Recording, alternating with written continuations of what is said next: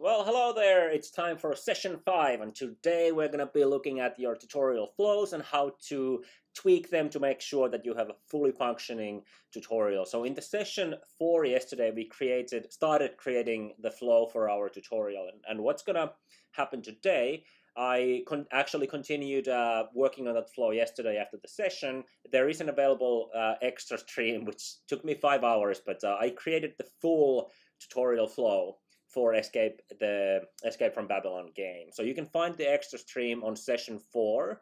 When you browse down on the session 4's page to the resources, there will be a link to that extra stream if you're interested to watch it or skim through it. Now, if I would have just created a simple flow that probably would be more than adequate for Escape from Babylon game, it probably would have been a process of 2 hours.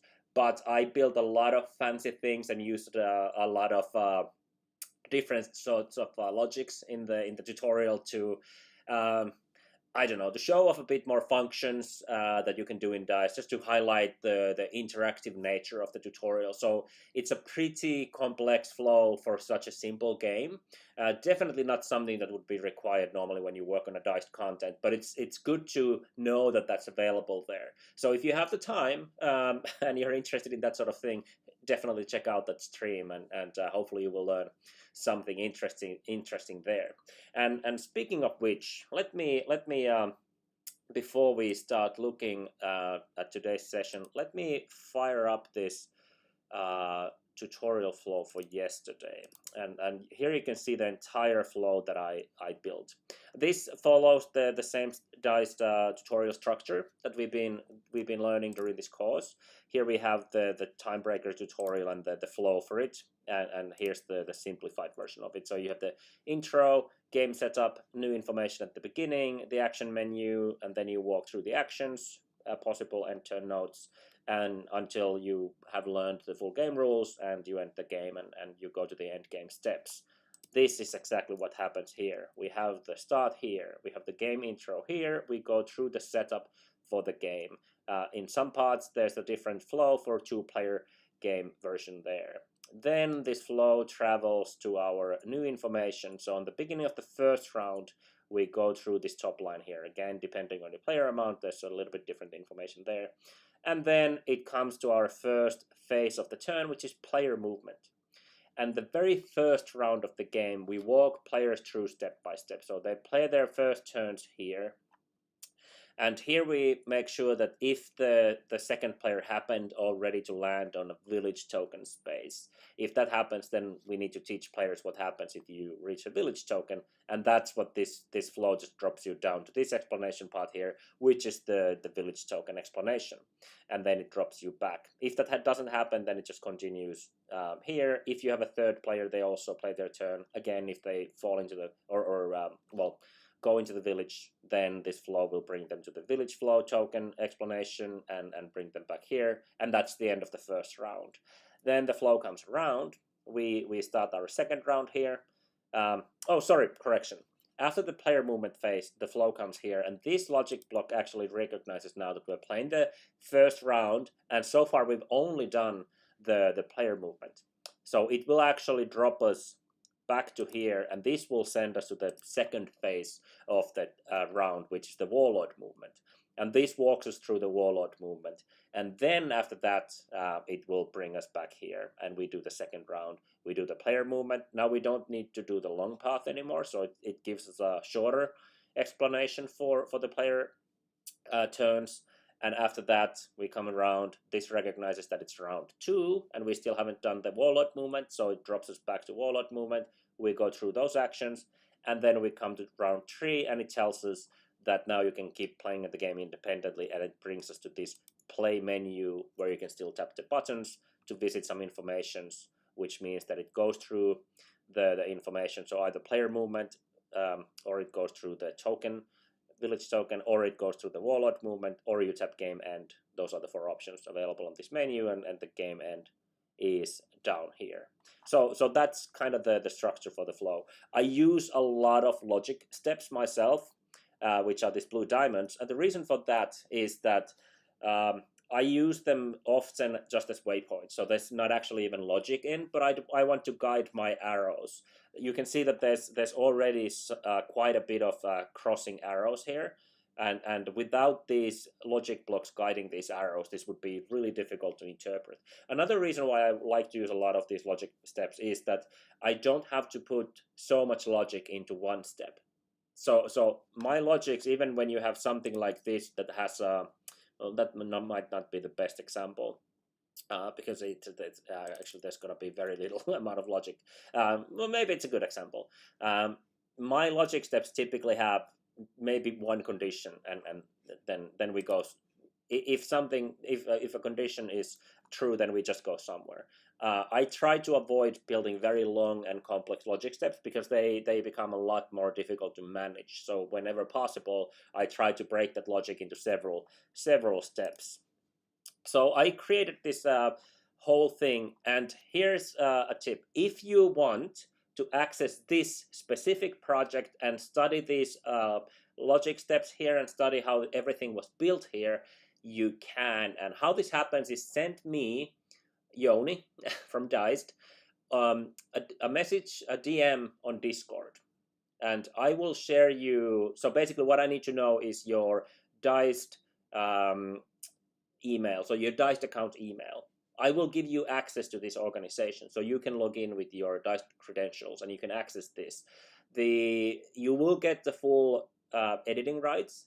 Please do not edit anything. So feel free to study all these logics, how they are built and how the tutorial was created, but please don't alter anything in this content, because we'll be using this content during this course, and I'd prefer to know what's been done to it. So please don't edit it, but if you want to get access and study this, send me a DM on Discord and let me know what is your Dized user account email, and I will add access to your Dized account. So basically what that means, that you can sign into my organization that I've been working with here with the very same credentials that you've been using for your own access to your own organization.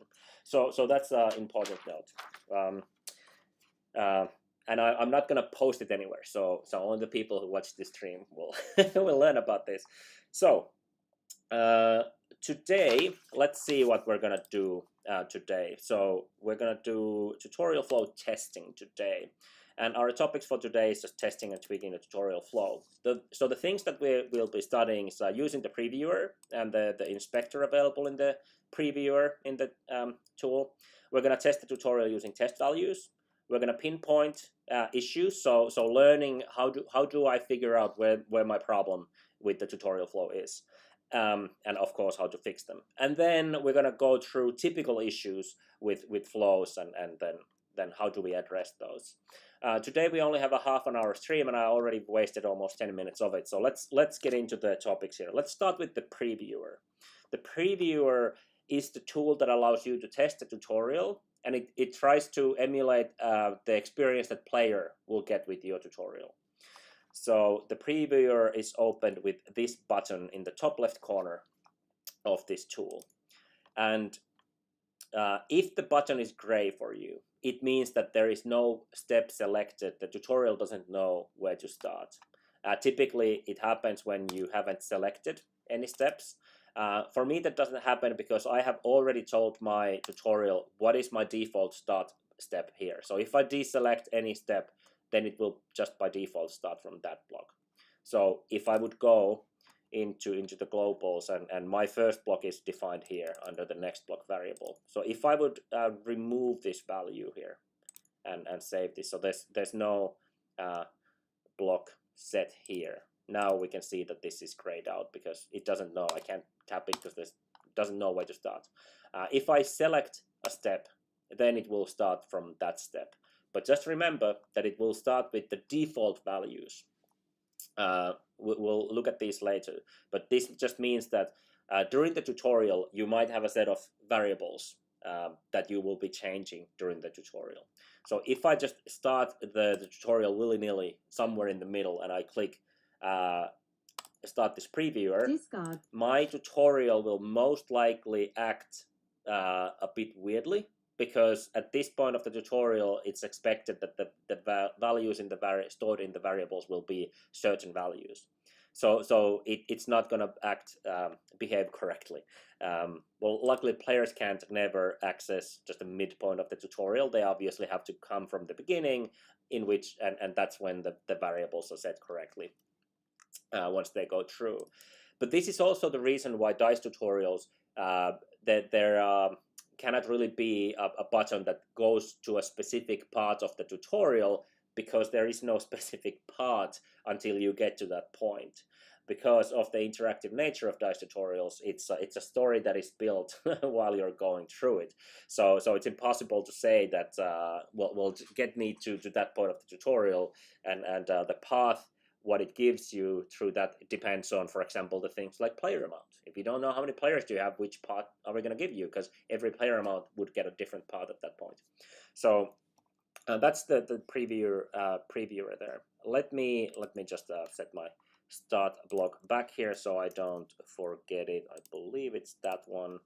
You can see which step you have selected to be your start step, because it gives it a yellow border there.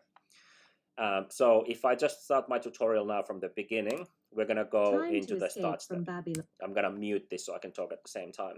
So this is my first step. We can, then this is the previewer, and as you can see, it's the typical UI we have for Dized, and I have hidden the back button because that shouldn't be available on the first step, because there's nothing to go back to. The inspector can be opened with this arrow here on the right side, and in the previewer the inspector shows you the values of your variables, most of your variables. There are some variables that are not listed here, like assets. If you have one asset type variable, it's not going to be listed here, but variables that have either string values, character values, or numbers will be listed here, and blocks as well. For example, right now I know that my default next block will be logic step called intro start. My current step is intro 00 start, so that's where I'm right now. I can see the states from my button, so I can see that the back button is hidden, and then the other variables I have set for this tutorial. So when I go forwards, we can see that, well, now the current block is the one here, and then that's going to be the next step we go to. So this allows you to track the variables for your tutorial, and here I can see that my player count by default is 2. So let me go forwards, and here we ask how many players do you have. So if I select 2, well, the value remains at 2. If I select 3, you can see that this value here now changed to 3. So now for the rest of the tutorial, we can use this value to, for example, show you a specific step. Let me show you an example of this. So let me select 2 players. We're in the beginning of the setup right now, and now I start going forwards here. And so here I can test my tutorial flow that it works correctly. And now we came to a step, because this is a 2-player game, the ambush tokens will not be used. Put them back to the box. Well, this is a step that should only be seen by seen in a 2-player game. So if I would play with 3 players, we should not see this step here. So we are now at set 13. So let's take a look at that step. In fact, it's going to be highlighted. So when you close the previewer, it will have selected the step where you closed it. And as we can see, this step is outside the main the normal flow, and we have a logic step before it that defines there's a condition and one action. The condition is if players count variable equals 2. So if we have 2 players, then we go to block remove ambush, which is this one here. And if that isn't true, it's just after the logic finishes, it's just going to go to the default next block, which has been set to be this one. So when you go through your steps, make sure that you're only seeing the steps that you should be seeing. If you're not, then you need to look at your logic steps and figure out why did the logic, perhaps you had a wrong operator there. Now it means that if player count is not equal to 2, then it will go there. So it's sometimes it's a small thing like that that you can easily miss. Now, we'll look at the pre-variant inspector. Let's look at the test values then.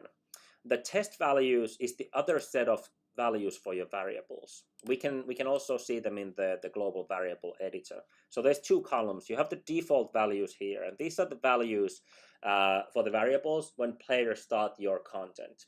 These are set into the variables, and then they are changed during when the tutorial goes on. Well, then you also have a test value column, and this test value column is for, as the name suggests, to test your tutorial. So you can manually override some values here. For example, the players count is now set to 2. Well, I can make my test value to be 3. So if I, for example, wanted to test if that function in the logic block worked, let me set the test value to be 3. I'm going to save these variables here, and now I'm going to start from here. I'm going to use the default values and start up the previewer, and because my player count is 2 by default, I should see this step here, which is the specific. So we start here, then we advance, and we should see the 2-player step correct, and then it will go to turn the village tokens and shuffle them face down, and that's this step here. So now if I switch to test values and I try this same thing, we should go directly to this step here. So let's see. Take the round village tokens and turn the village token face down and shuffle them. So now we went directly to here. So this allowed me to test this. And the test values, another feature where it's very handy is that when you have your, let's say, full tutorial built and you want to start the test from here, and ideally you will end it to the end block. So you have a fully working flow, there's no issues on the way. Maybe you get this far in the tutorial and then there's an error and you need to stop there. Well, you don't need to then start the tutorial from the beginning again, and this is how you can work with that. I started up, let me switch back to my default values here. So we start with the default values, we start from the beginning. We go through the intro here, let's say we have a 3-player game, and then let me get through to this, my mouse tool adds a ring every time I click, so that's why you get the weird target thing there. So I'm not even fully sure where I am, but let's look. We're now in the we're playing the first round. Soon, actually, it will ask the first player what is the value on your movement card. Well, let's say I had an issue here. Maybe I forgot to hide the forward button in this step, and I tap forward and then it goes to somewhere I don't want it to go. Or maybe I don't even have a default next block set, in which case it would give me the end of tutorial step and break the tutorial. So perhaps let's say I have an issue with this step. I want to save my progress so far here. So I'm going to click this save button. And what this save button does is, in the lower right corner, this saves the variables into the test values. So now that I tap that and I close this, we can see that when I open up the globals, now whatever the state was of those values that you saw in the inspector, these are now saved into the test values column. So now, and I can also see where I was. Let me go to that step. So this is the question where we were. So now I could open up the step. I could fix anything that was wrong with it. Maybe my one of the logics on the button was wrong and I needed to fix it. So I can go and fix it. And then once I'm ready to continue, I just need to start with my test values. I want to start from that step. Now, this step is now yellow because this was the default next block from this step. And as you know, the next block defines what is the very first block of the tutorial. But because it had been defined now to be the next block in the test values, that's why it's highlighting that one. Remember, you don't want to start from this one because you weren't this far yet. You want to start from the previous step. So in this case, I would start my tutorial flow here and then continue my testing with where I was. So the test values are really useful but do remember to switch back to default values when you want to try your tutorial. That might cause unexpected behavior and sometimes feel like, well, my tutorial is not behaving. Why is it behaving like this? And it might be just because you're assuming that you're using the default values, but in fact, you have set the test values on. Now, pinpointing issues. So the most difficult flow errors will be typically something that when it seems like everything should be working, but there is something wrong with the logic block or some logic with the button and it goes to a wrong place. And those might be difficult to find because obviously if you're just missing a link between two steps and you have an obvious dead end here, well, this is very clear. You're in the step, you try to go forwards, and it's just end of tutorial. We got from here. We got here from well, it gives the step ID, but there's the step name. We got here from set to components. So now when I close this, it has. Let me make sure if it highlights the last step that we were in. No, it doesn't. Yeah. So there was no step. It just what I had selected here was just what I had selected before. So it doesn't tell you other than it told me that set 002 was where I encountered that issue from. That was the last known step. And you just that you know, you can go back. So if you click forwards here, end of tutorial, you can tap back in case there was something that you could do instead. Let me show you an example of this. What I often do with my, for example, here we set. Oh, let's fix that. Let me find a yes or no question somewhere. Here. Do you have any injury tokens from villages? Now you can see that I have. This is typically what I do. That I have at least one path being the default, so that in the worst case scenario, there's always somewhere to go to. Now this is not always necessarily beneficial because in that case, even if your tutorial has a problem, it will go somewhere and it might be more difficult to pinpoint the issue. So that's why I have the default output here. But let me change that. Let's say I didn't. So actually let me put that on my, so I'll remove that and let's say that instead of my buttons here. So I have two buttons, yes to go forwards and then yes, if you have injury tokens, it's going to take us to that specific step. And no, I had just set this to go to next because my default next block was the earlier path. But I'm going to set this to go to a specific step here. So let's look at what happens in this case. When I open this step, it asks me, oh, sorry. There would not be an issue there. Everything would work. This is the issue. So let's say I forgot to hide my forward button, and this actually happened to me. If you watch my long stream when I built this, this was an issue that I have this button available here. So now, if I click no, we go to where we were supposed to go. If we say yes, we go to where we were supposed to go. If I tap forwards, it's the end of tutorial. And this is where the back button might be useful. So maybe you want to make a note for yourself that, okay, I need to come back here and fix that. But for now, I'm going to continue using the tutorial from that point on. So sometimes it's useful to go back from here. But make sure to note these. Where did you come from? Because then you can backtrack and find the issue there. Okay, let's make sure to hide that one. Then I'm going to make that again the default. You can't see it because the gray arrow there is on top, but now that I'm going to change this back to go to next, and this will hide the gray arrow that was there so we can see the default connection underneath. Let's look at some, before we end this stream, let's look at some typical issues that we have. We already talked about a few. The obvious one is that you don't have a path set to next block. Or maybe you have, for example, used a logic step like this. What I do in this logic step, I use just one variable, which is called menu select.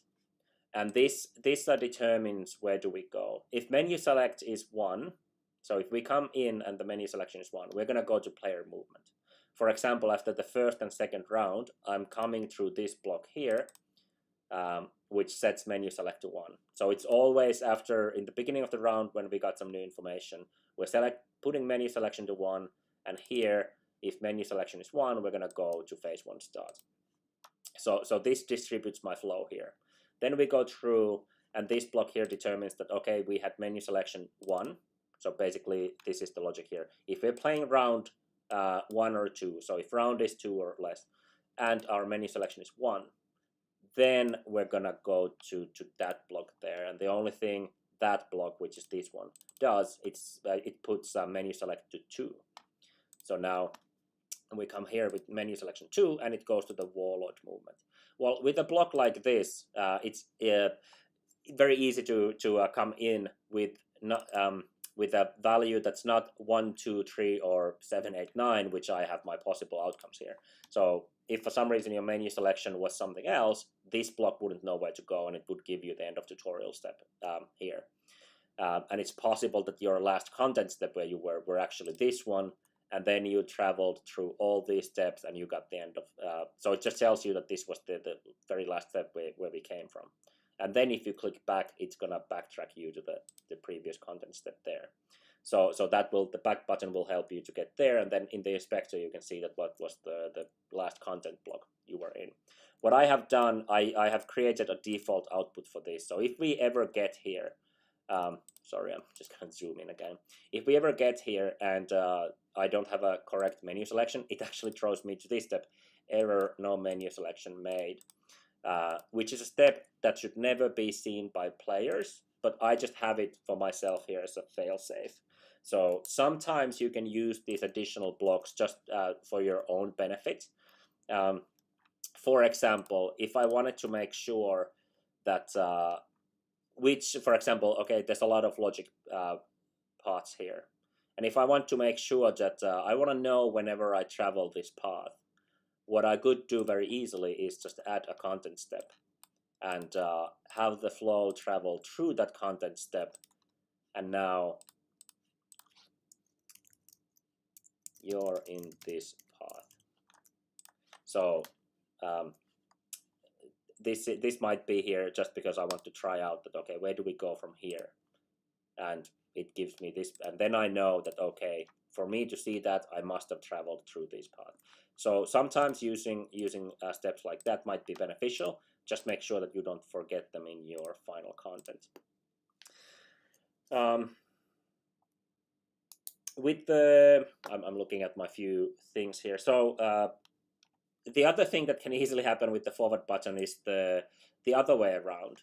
That maybe you duplicate a block that had it hidden, and then you erase the buttons and you forgot to turn it back on. So in that case, you obviously just get to a, let's make a quick example here. So we're using our tutorial, dum-de-dum, and then we come, oh, player turns over, what do I do now? And in that case, you probably immediately see that, oh, because I should probably have either I need to have buttons here to do something, or I do need to have my forward button shown and it's hidden right now. So you can just fix that like that. And then it's also possible to create, by accident, infinite loops. Those are pretty easy to discover because that makes this website crash. So try to avoid those. You could easily set several logic blocks to send the flow to each other, and then you will just get a message that the website is not responding, and you need to refresh and then fix that issue. Those are the typical issues that you will find with the flow, and the previewer allows, when you test your content and you go through it with the previewer, you will very quickly find out where your issues are. And we talk about later about playtesting your content. So when you're moving on the board and you're using the tutorial at the same time, that's often where you find those issues that, oh, well, this is what's actually happening in the game, but now the information we're getting from the tutorial doesn't make sense, so you might need to fix something there.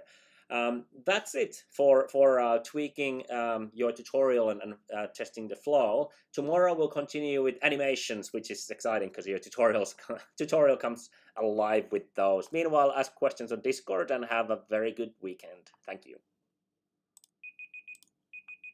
That's my timer.